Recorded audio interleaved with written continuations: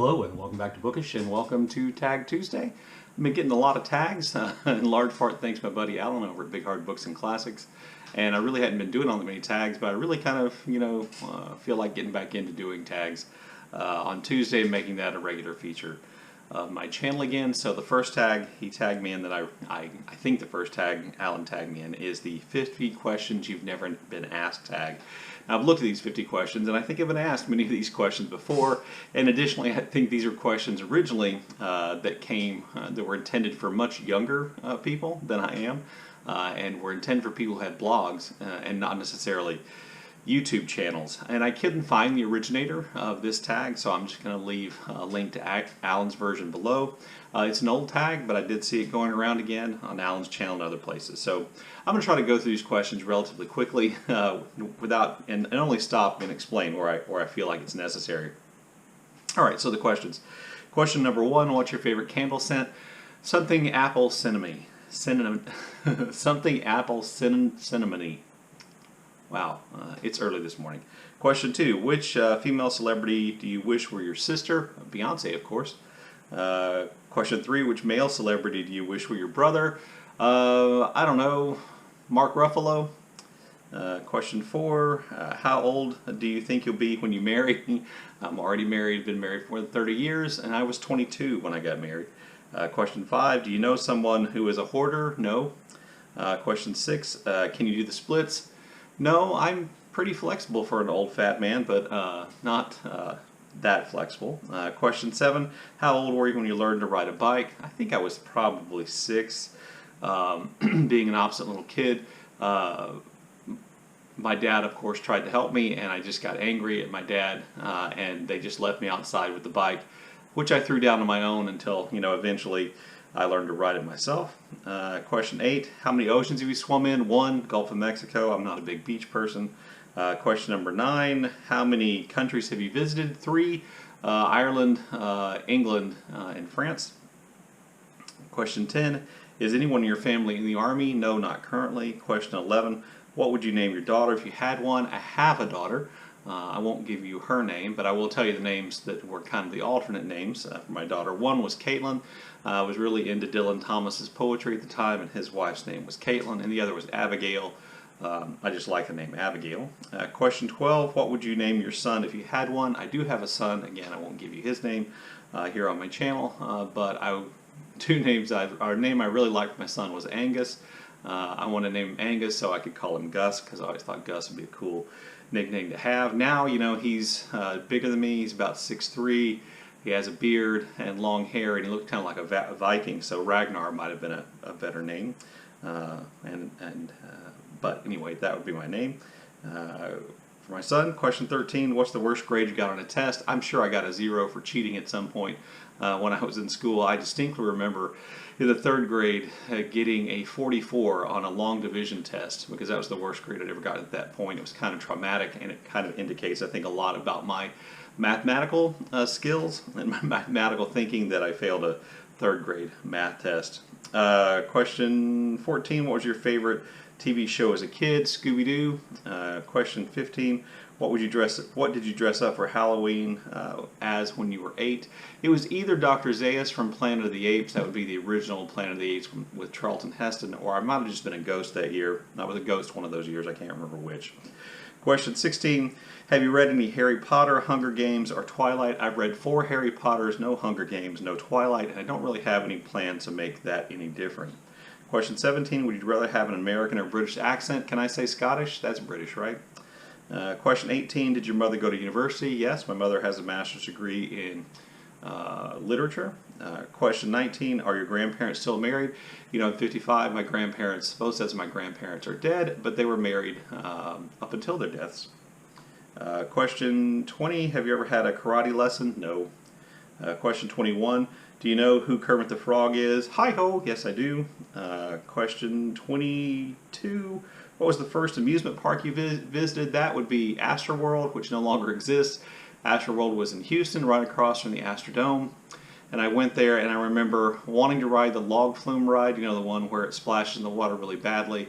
And then, as a small child, being scared and my parents more or less having to force me on it.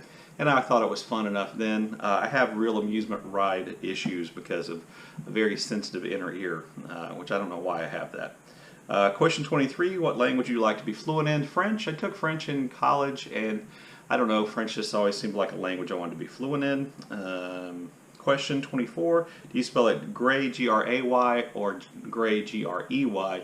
I get confused about which one is the American version, but I suspect I spell it G-R-A-Y, which I think is the American spelling more often. Question 25, is your father bald? He is mostly, even though some of the medication he has to take has actually made his hair grow back. He has more hair now than he did when I was much younger. Question 26, do you know any triplets? I taught two triplets out of three triplets when I was teaching one year, so I guess that kind of counts as no. Question 27, do you prefer Titanic or The Notebook? Titanic, you know, Kate Winslet, come on. So obviously Titanic. Question 28, have you ever had Indian food? No, I don't think I really ever have. There's something about juicy chicken and dark meat chicken that I just don't really care for. I know that's a weird thing to say, but it always looks like to me that Indian food, the chicken is a little too juicy. It wouldn't have anything to do with the spice palette or the taste, and I know there's Indian food that doesn't involve chicken, but hey, you know, there's strange reasons why we don't do things, and this is one of those.